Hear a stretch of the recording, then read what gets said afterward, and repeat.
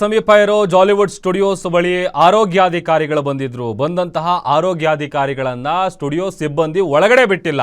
Jollywood studios ಬಳಿ high drama ನಡೆದಿದೆ.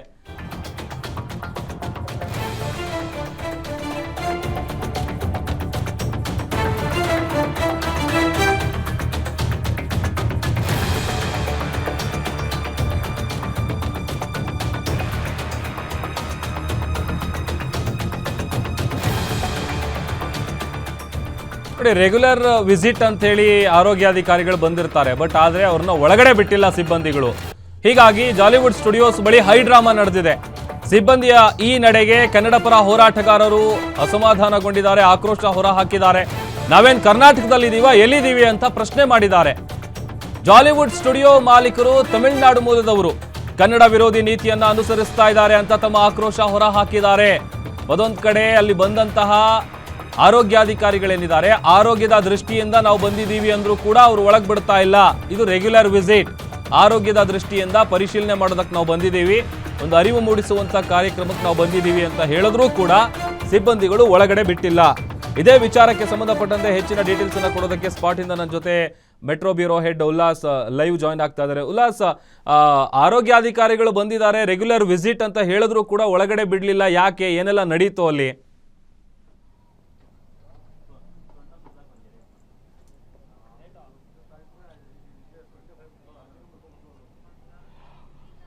ಪ್ರಭು, ಈಗ ಅದೇ ಪ್ರಶ್ನೆ ಸಾರ್ವಜನಿಕರ ವಲಯದಲ್ಲಿ ಮೂಡ್ತಾ ಇದೆ. ಅದರಲ್ಲೂ ಪ್ರಮುಖವಾಗಿ ಕನ್ನಡ ಪರ ಹೋರಾಟಗಾರರು ಕೂಡ ಅದೇ ಪ್ರಶ್ನೆಯನ್ನ ಮಾಡ್ತಿದ್ದಾರೆ. ಯಾಕೆಂತಂದ್ರೆ ಆರೋಗ್ಯ ಇಲಾಖೆ ಅಧಿಕಾರಿಗಳು ಅಥವಾ ಸರ್ಕಾರಿ ಅಧಿಕಾರಿಗಳು ಬರ್ತಾರೆ ಅಂತಂದ್ರೆ ಅವರಿಗೆ ಅವರದ್ದೇ ಆದಂಥ ಒಂದಷ್ಟು ಜವಾಬ್ದಾರಿಗಳಿರುತ್ತೆ. ಆ ಜವಾಬ್ದಾರಿಯನ್ನು ನಿಭಾಯಿಸಬೇಕು ಅಂತ ಹೇಳಿ ಬಂದರೆ ಅವರನ್ನು ಕೂಡ ಜಾಲಿವುಡ್ನ ಸ್ಟುಡಿಯೋ ಒಳಗಡೆ ಬಿಡದಿತ್ತಿರುವಂತಹ ಒಂದು ವರ್ತನೆ ಇಲ್ಲಿನ ಸಿಬ್ಬಂದಿ ತೋರಿರುವಂಥದ್ದು. ಸದ್ಯ ನಾನು ಹಿಂಭಾಗದಲ್ಲಿ ನಿಮಗೆ ತೋರಿಸ್ತಾ ಇದ್ದೀನಿ, ಬಿಡದಿ ಪೊಲೀಸರು ಕೂಡ ಇಲ್ಲಿ ಸ್ಥಳಕ್ಕೆ ಜಮಾಯಿಸಿದ್ದಾರೆ. ಯಾಕೆಂತಂದ್ರೆ ಒಂದು ಕಡೆ ಕನ್ನಡ ಪರ ಸಂಘಟನೆಗಳು ಇಲ್ಲಿ ಜಾಲಿವುಡ್ ಸ್ಟುಡಿಯೋ ಬಳಿ ಬರ್ತಾ ಇದ್ದಾರೆ, ಮತ್ತೊಂದು ಕಡೆಗಳಲ್ಲಿ ಸರ್ಕಾರಿ ಅಧಿಕಾರಿಗಳು ಬರ್ತಿದ್ದಾರೆ. ಯಾಕಂದರೆ ಅವರಿಗೆ ಅವರ ಹಿರಿಯ ಅಧಿಕಾರಿಗಳು ಒಂದಷ್ಟು ಜವಾಬ್ದಾರಿಯನ್ನು ಕೊಡ್ತಾರೆ, ಒಂದಷ್ಟು ಕೆಲಸಗಳನ್ನು ಮಾಡಬೇಕು ಅಂತೇಳಿ ಅವರಿಗೆ ವಹಿಸಿರ್ತಾರೆ. ಆದರೆ ಅದನ್ನು ನಿಭಾಯಿಸಲಿಕ್ಕೆ ಬಂದಂಥ ಸಂದರ್ಭದಲ್ಲೂ ಕೂಡ ಅವರನ್ನು ಒಳಗಡೆ ಬಿಡಲಿಲ್ಲ. ಬೆಳಗ್ಗೆ ಬೆಸ್ಕಾಂ ಅಧಿಕಾರಿಗಳು ಬರ್ತಾರೆ, ಬೆಸ್ಕಾಂ ಅಧಿಕಾರಿಗಳು ನೋಟಿಸ್ ಇದೆಯಪ್ಪ ಒಳಗಡೆ ಬಿಡು ಅಂತಂದ್ರೆ ಅವರನ್ನು ಬಿಡುವಂಥ ಕೆಲಸವನ್ನು ಇಲ್ಲಿನ ಸ್ಟುಡಿಯೋ ಸಿಬ್ಬಂದಿ ಮಾಡಲಿಲ್ಲ. ಈಗ ಕೆಲವೇ ಕ್ಷಣಗಳ ಹಿಂದೆ ಅಷ್ಟೇ ಆರೋಗ್ಯ ಇಲಾಖೆ ಅಧಿಕಾರಿಗಳು ಕೂಡ ಬರ್ತಾರೆ.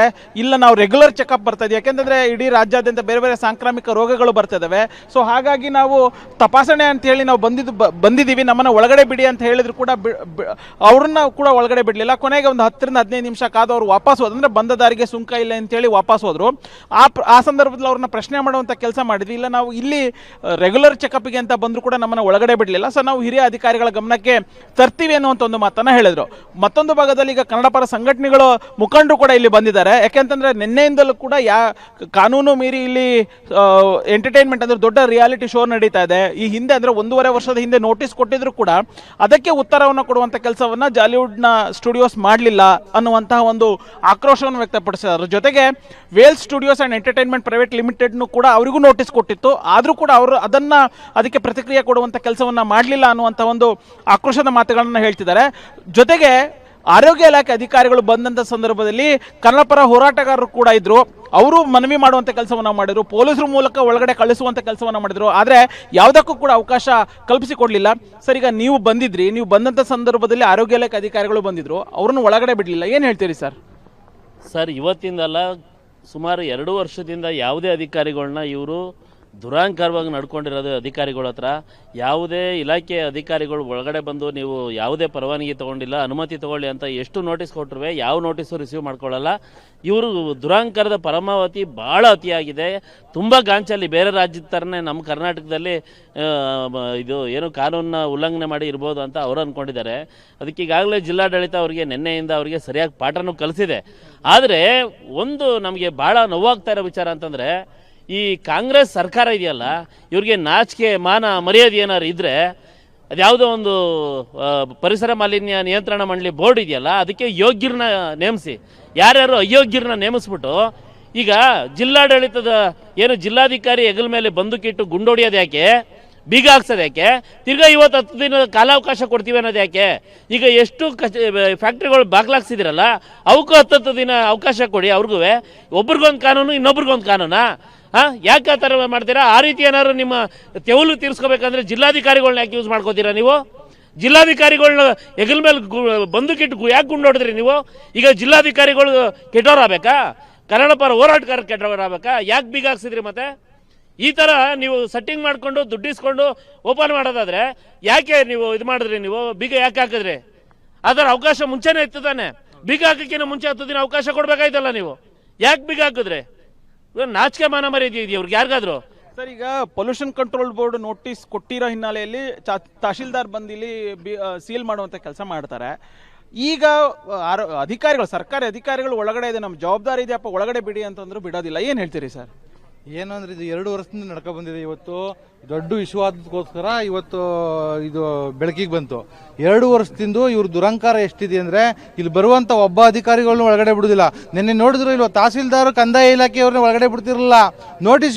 ನೋಟಿಸ್ನ ಕೊಡಕೋದ್ರೆ ನೋಟಿಸ್ನ ಇಸ್ಕೊಳ್ತಾ ಇಲ್ಲ. ಆದರೆ ನಿನ್ನೆಯಿಂದ ಇವ್ರಿಗೆ ಬೀಗ ಹಾಕಿ ಇಷ್ಟು ಬುದ್ಧಿ ಕಲಿಸಿದ್ರು, ಇನ್ನೂ ಬುದ್ಧಿ ಕಲ್ತಿಲ್ಲ ಇವರು ಬಾಲಿವುಡ್ನವರು ಅಂತ ಹೇಳಿದ್ರೆ ಇದನ್ನ ಜಾಲಿವುಡ್ನವರು ಇದನ್ನ ಪರ್ಮನೆಂಟಾಗಿ ಮುಚ್ಚಿಸ್ಬೇಕು. ಯಾಕೆಂದರೆ ಪೊಲೀಸ್ ಬೋರ್ಡ್ಗೆ ಮುಂದೆ ಎಚ್ಚರಿಕೆ ಕೊಡ್ತಾ ಇದ್ದೀನಿ, ಕನ್ನಡ ಪರ ಹೋರಾಟಗಾರ ಕೆಂಗಣ್ಣಿಗೆ ಗುರಿ ಆಗಬೇಡಿ. ನೀವು ಕಾನೂನು ಏನಿದೆ ಕಾನೂನನ್ನು ಮಾಡಿ.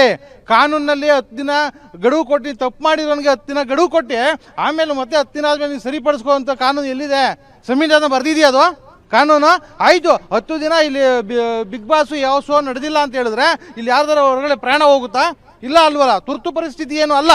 ಹಾಗಾಗಿ 10 ದಿನದಲ್ಲಿ ನೀವು ಸರಿ ಮಾಡ್ಕೊಳ್ಳಿ, ಆಮೇಲೆ ಬಿಗ್ ಬಾಸ್ ಅನ್ನು ನಡೆಸಿ, ಆಮೇಲೆ ನಿಮ್ಮ ಸಂಸ್ಥೆಯನ್ನು ಓಪನ್ ಮಾಡಿ ಅಂತ ನೇರವಾಗಿ ಪೊಲೀಸ್ ಬೋರ್ಡ್ ಅವರು ಹೇಳಬೇಕು. ಇಲ್ಲ ಅಂದರೆ ಕನ್ನಡ ಪರ ಹೋರಾಟಗಾರರು ಹೋರಾಟ ಮಾಡಲಿಕ್ಕೆ ಸಿದ್ಧತೆಯನ್ನು ಮಾಡ್ಕೊತಾ ಇದ್ದೇವೆ ನಾವು.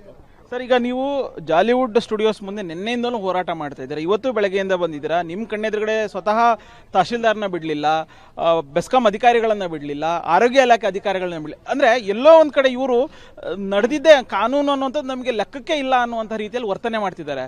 ಇದು ಸರಿನಾ ಅಂತ ಸರ್? ಖಂಡಿತವಾಗೂ ತಪ್ಪು.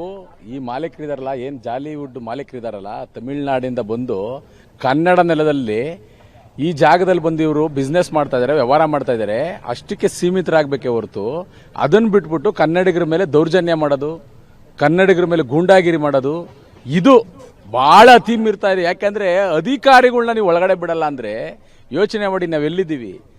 ತಮಿಳ್ನಾಡಿಂದ ಬಂದಿರತಕ್ಕಂಥವನೊಬ್ಬ ಇಲ್ಲಿ ಕನ್ನಡಿಗರ ಅಧಿಕಾರಿಗಳನ್ನ ಒಳಗಡೆ ಬಿಡಲ್ಲ ಅಂದ್ರೆ ಸರ್ಕಾರ